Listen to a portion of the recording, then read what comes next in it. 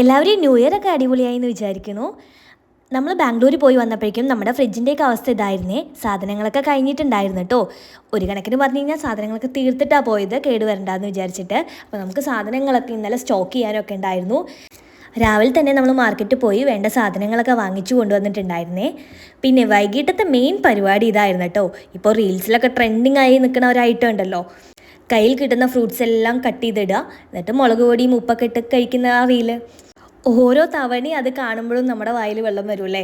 അപ്പോൾ ഞങ്ങളും അത് കൊതി മൂത്ത് സഹിക്കാതെ ഇന്നലെ ഉണ്ടാക്കിയിട്ടുണ്ടായിരുന്നേ.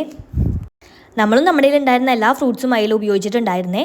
ഇത് ബാംഗ്ലൂർ പോകുന്നതിന് മുന്നേ നമ്മുടെ കയ്യിലുണ്ടായിരുന്ന ഒരു നാരങ്ങയാണ് കേട്ടോ. അതുകൊണ്ട് തന്നെ അത് നല്ല ഹാർഡായിട്ടുണ്ടായിരുന്നേ.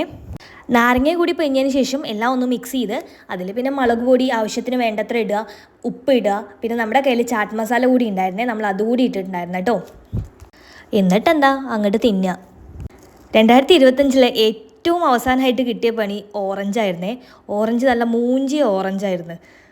അതുകൊണ്ട് തന്നെ ഓറഞ്ച് അല്ലാത്ത ബാക്കി എല്ലാ ഫ്രൂട്ട്സും നമ്മൾ കഴിച്ച് തീർത്തേ.